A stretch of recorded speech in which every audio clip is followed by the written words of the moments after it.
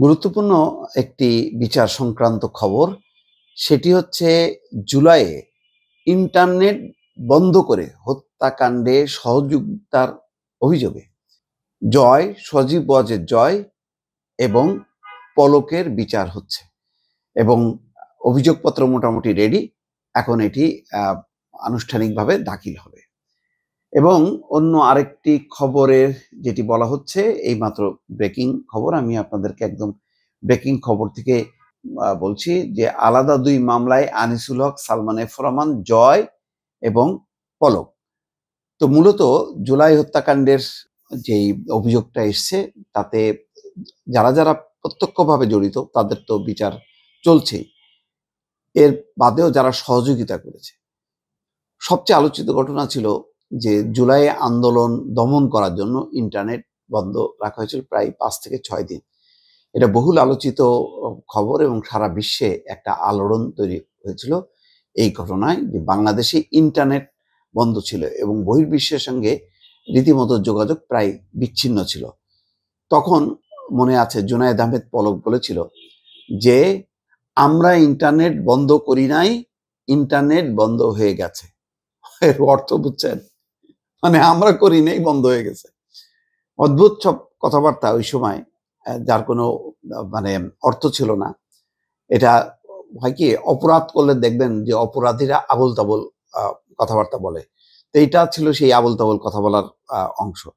পরে জানা গেছে যে শেখ হাসিনার নির্দেশে পলক এবং সংশ্লিষ্ট কর্মকর্তারা মিলে পুরো ইন্টারনেট বিচ্ছিন্ন করা হয়েছিল, যাতে বাংলাদেশে যে দমন পীড়ন হয় সেই দমন পীড়নের খবর যাতে বহির্বিশ্বে না যায়।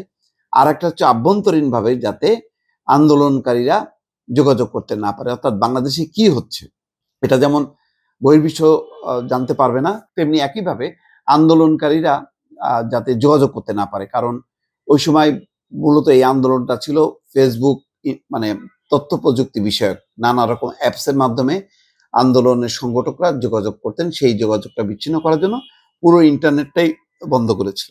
এই যে ইন্টারনেট বন্ধ করে দেওয়া হলো, এটা খুব ফলপ্রসূ হয় না। কারণ হয়নি এই কারণে যে তখন রীতিমতো মানুষ আন্দোলনে ইনভলভ হয়েছে।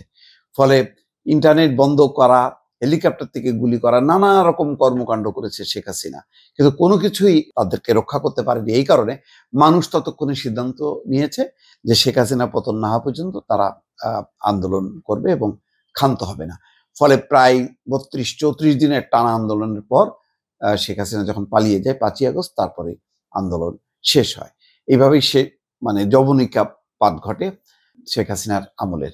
কিন্তু ওই যে ইন্টারনেট বন্ধ করা, ইন্টারনেট বন্ধ করে হত্যাকাণ্ডের সহযোগিতা, এই সংক্রান্ত একটা আলাদা তদন্ত এবং মামলা হয়েছে, যে মামলার প্রধান আসামি সজীব ওয়াজেদ জয়। সজীব ওয়াজেদ জয় হচ্ছে শেখ হাসিনার তথ্য বিষয়ক উপদেষ্টা ছিলেন এবং ধারণা করা হয় এই যে বাংলাদেশ ইন্টারনেট বন্ধ করার এই সিদ্ধান্তের সাথে সজীব ওয়াজেদ জড়িত।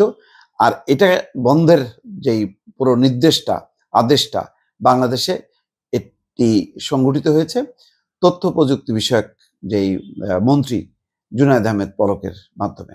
সুতরাং তাদেরকে এখন আসামি করা হয়েছে এবং বিচারের মুখোমুখি করা হয়েছে। 15 বছরে এই দমন পীড়ন থেকে শুরু করে এত বেশি ঘটনা এবং এত বেশি মামলা মোকদ্দমা, যে ক্ষমতাসীন পক্ষে মানে এর থেকে নিষ্কৃতি পাওয়া এটা কোনোভাবে আর সম্ভব না দর্শক।